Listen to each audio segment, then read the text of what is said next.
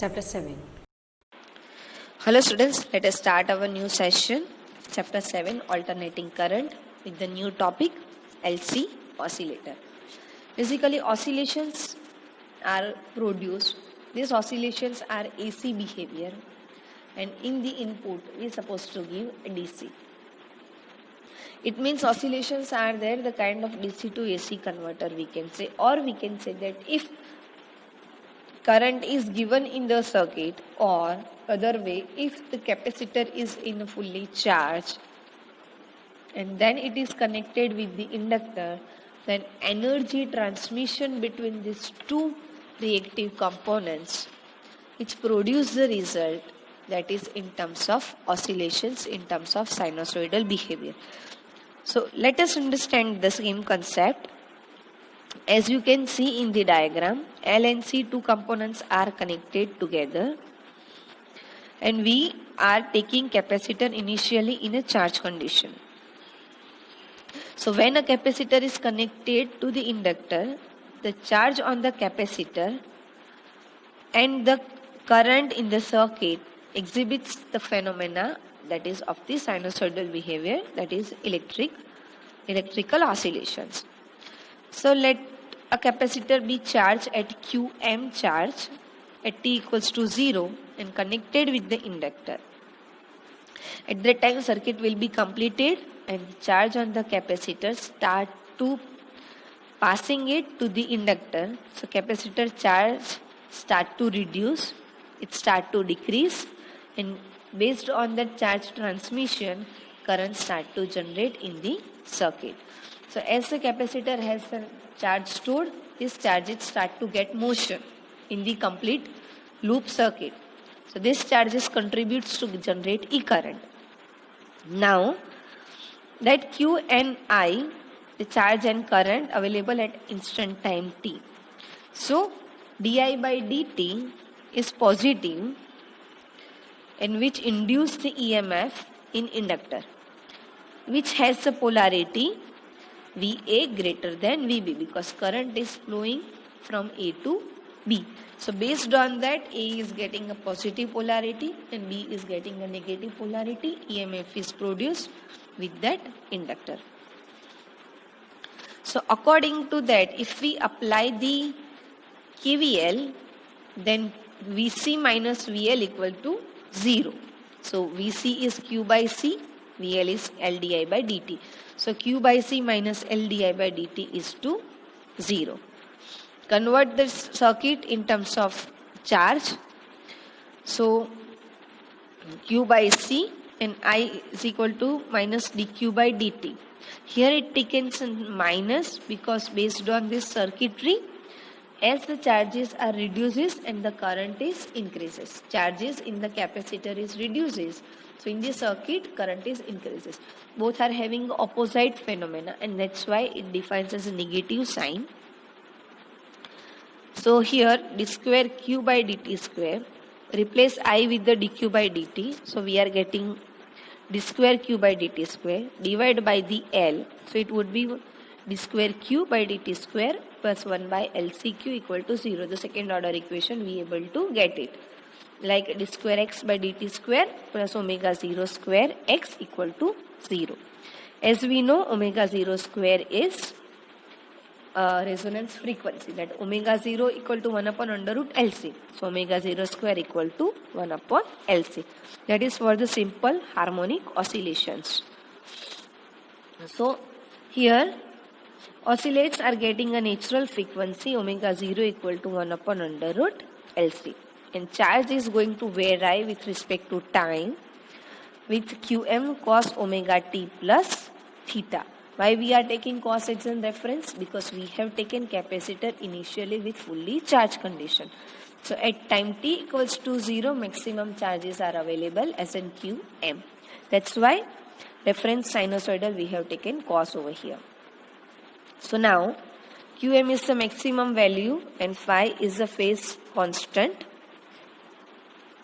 So at time t equals to 0, Q is the maximum charges Qm.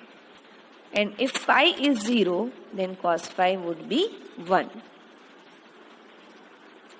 So therefore, Q is equal to Qm cos omega t. This is what the replacement we can do. In I equals to minus dq by dt. So I equal to Im sin omega 0 t. By comparing, we can say that Im equals to omega 0 into Qm. So here, these oscillations take place by converting these charges into the current, and inductor gets EMF. Inductor produces the EMF according to this amount of current. Now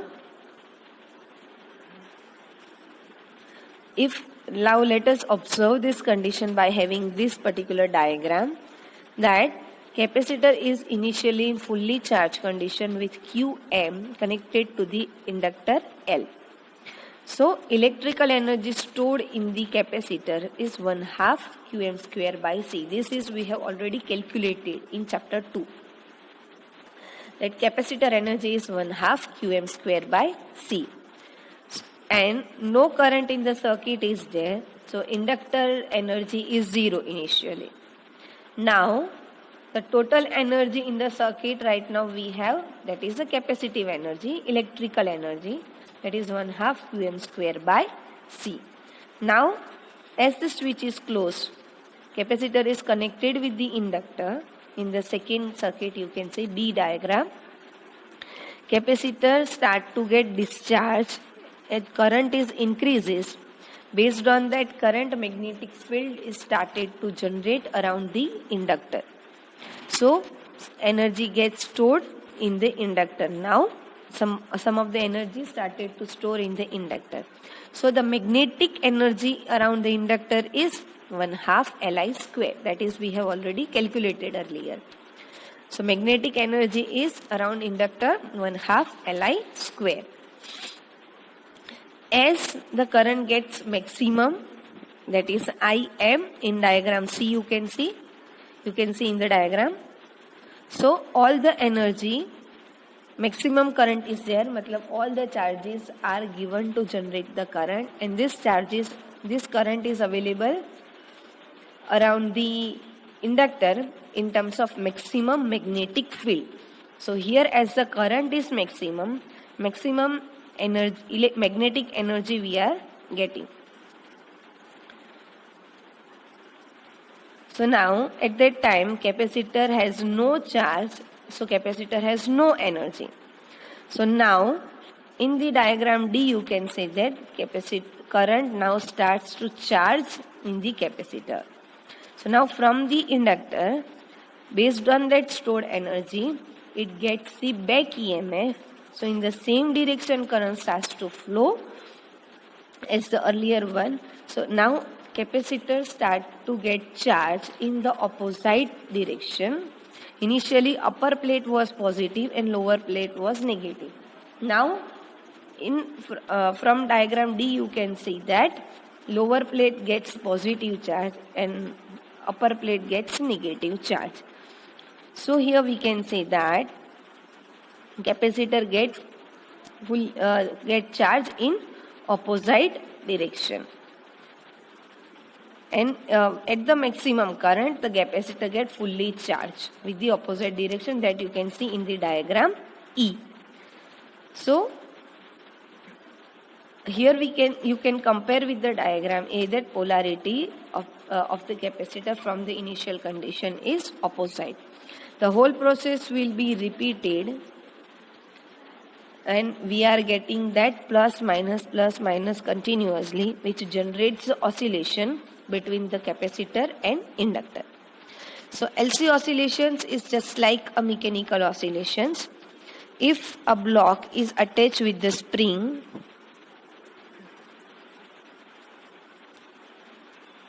as you can observe over here in the diagram, if a block is attached with the spring, it has the maximum potential energy 1/2 Ka square and the kinetic energy is 0. Now if we are pushing that spring, then both are non-zero values. Now if that spring gets maximum variation, maximum force is provided to it. So spring gets kinetic energy with 1/2 mv square. At that time potential energy would be 0. And again it gets, both are the non-zero value at certain point, and as at the spring is closely pushed, then we can say that kinetic energy is 0 and we will get back potential energy. So this structure, from this spring block we can obtain, we can relate both the values together.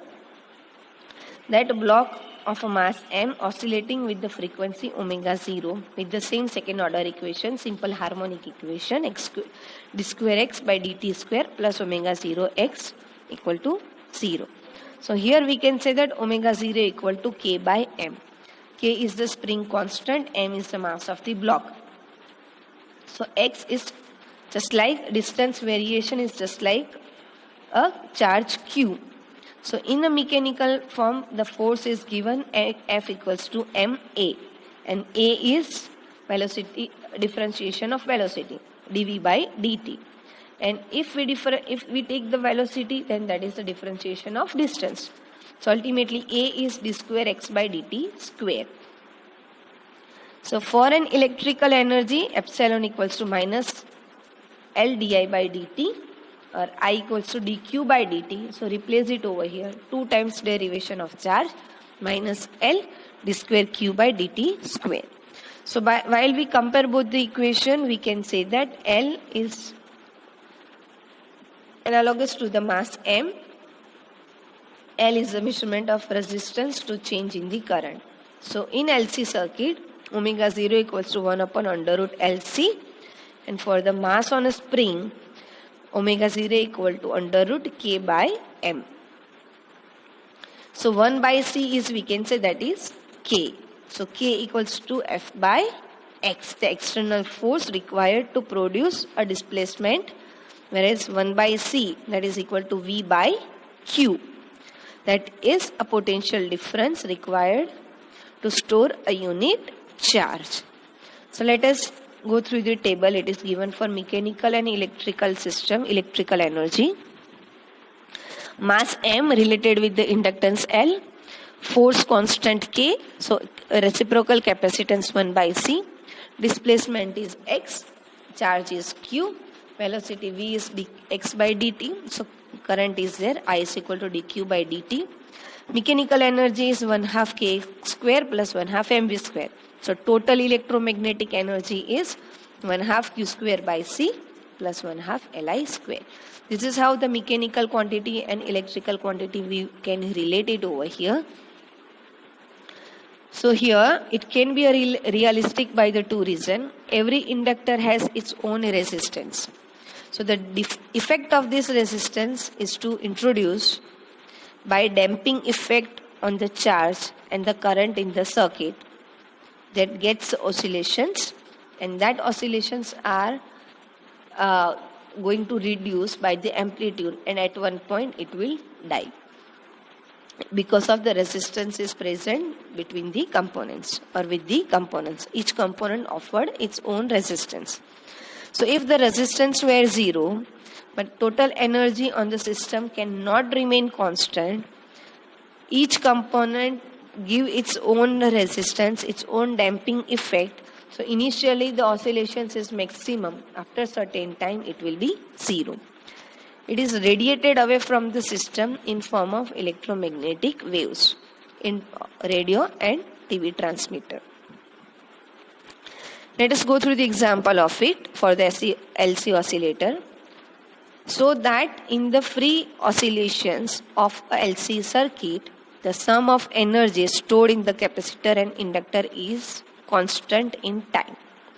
So let us take Q0 is the initial charge stored on a capacitor, and this charge of the capacitor is connected with the inductor L.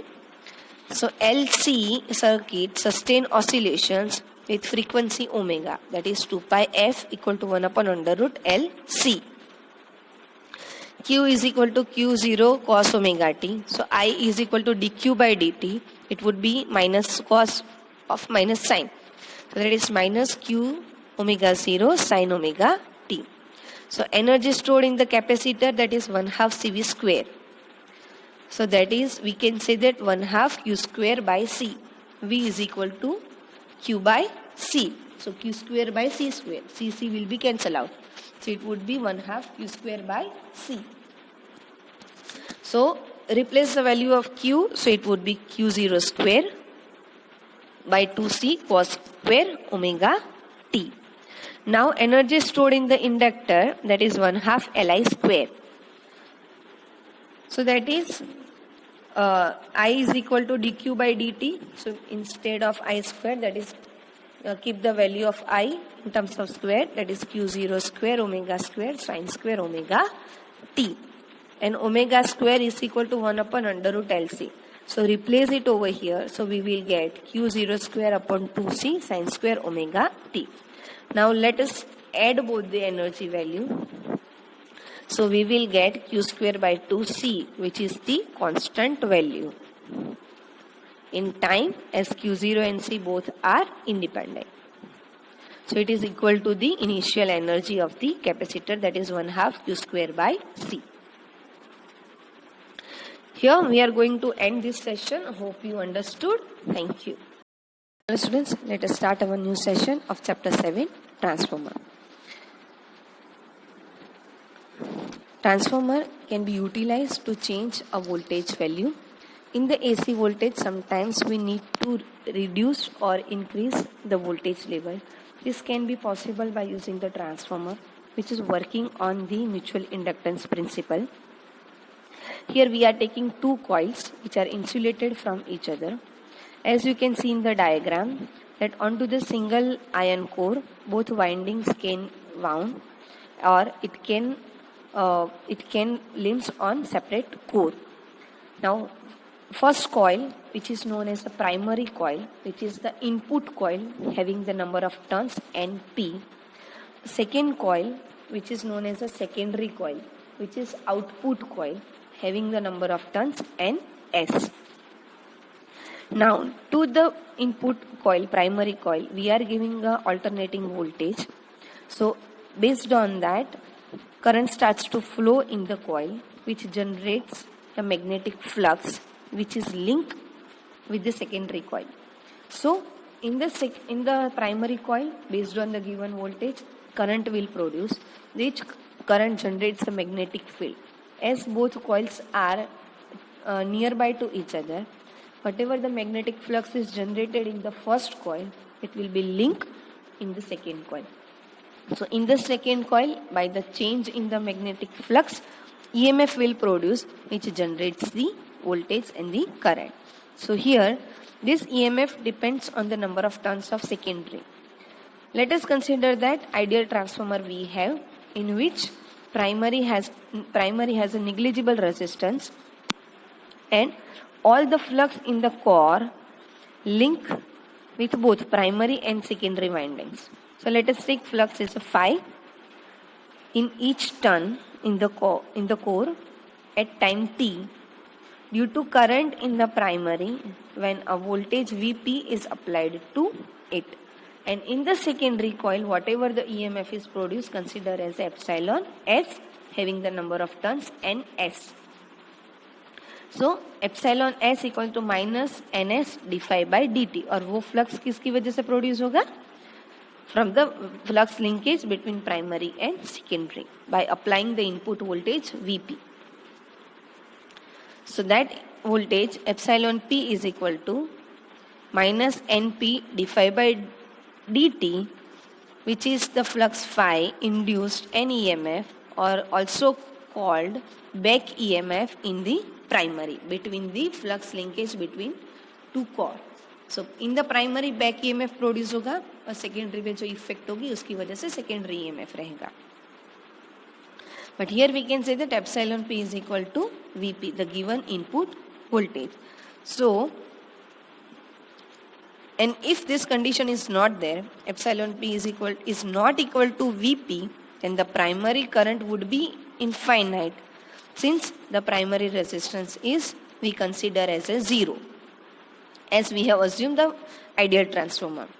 So if the secondary is open secondary core winding is open circuit and no current is flowing through it, or we can say the current taken from it is a very small, then epsilon S equal to Vs.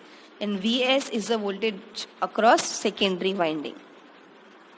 So that is epsilon S, or we can say Vs equal to minus S d phi by dt. And Vp equals to epsilon P equals to minus Np d phi by dt. So take the ratio of both, then we are getting Vs by Vp is equal to Ns by Np. It means voltage across the winding is directly proportional to the number of turns. So from this equation, has been obtained three assumptions that primary resistance and the current are small. The same flux link both the primary and secondary as the little flux escape from the core. The secondary current is small. So if the transformer is assumed to be 100% efficient, it means no losses are there, then input power is equal to the output power. Input power P is equal to IV, that is power equation IV. So primary winding power is IPVP and secondary winding power is ISVS. So IPVP is equal to ISVS. If the efficient transformer is there, then we can assume like this. So here we can say that practically some of the energy is always lost. So we are taking very good approximation by taking a 95% efficient. So here we can take the ratio, make the subjective formula current ratio, then IP by IS equal to VS by VP, and VS by VP equal to NS by NP that we have done earlier. So here we can say that generated current that is inversely proportional to the number of turns.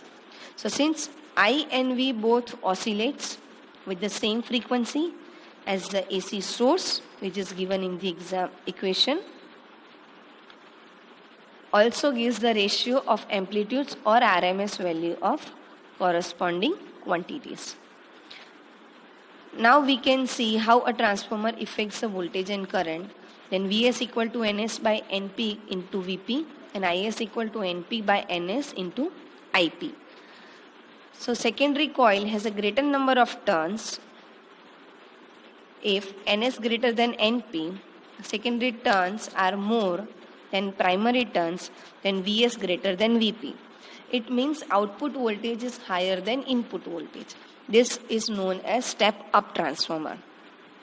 And if Np is greater than Ns, primary windings are more than a secondary winding, then we can say that Np by Ns greater than less than 1, that is Is greater than Ip.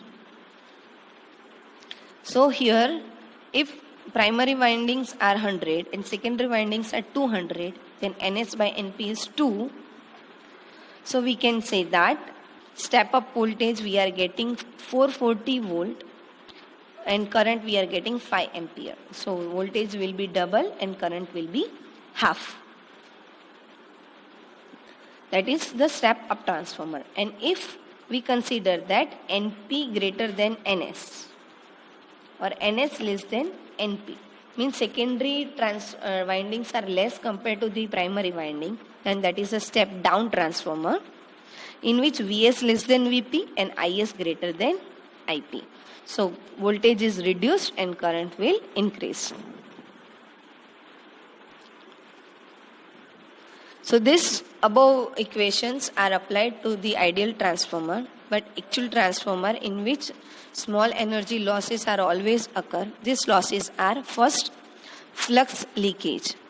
There is always some flux leakage is there, that all the flux in the primary cannot link with the secondary winding. There is always that air gap is there, and according to the air gap flux may loss through it. Second, resistance of the winding. The wire which we are used to winding, which it has its own resistance, so the energy loss due to that wire resistance in terms of heat. So heat produced by the wire, that is in terms of I square R. So if in high current, low voltage windings, this can be minimized by using thick wire. Third loss is eddy currents. As the alternating magnetic flux is generated in the primary winding, which produce eddy currents in the core, which causes the heating. So this effect can be reduced by having a laminated core. Fourth is hysteresis. The magnetization of the core is repeatedly reversed by the alternating magnetic field. So resulting expenditure of energy in the core appear as a heat and is kept to a minimum by using a magnetic material which has a low hysteresis loss. So here, in the large scale transmission and distribution of energy, at the long distance is done by using transformers. Output voltage of a generator, that is a step-up transformer, so that current is reduced. So by the I square R loss, power is also reduced and loss can be minimized. Then if the power is transmitted at the long distance to an area substation near the consumers, at that point step down transformer we are using, and which is further distributing in substations or at home or offices at the utility poles, that before applying 220 volt which is reached at our home. So this is how transformer is work in the both ways, step up and step down. Here we are going to end this session as well. We are going to end this chapter. Hope you understood the whole chapter thoroughly. Thank you.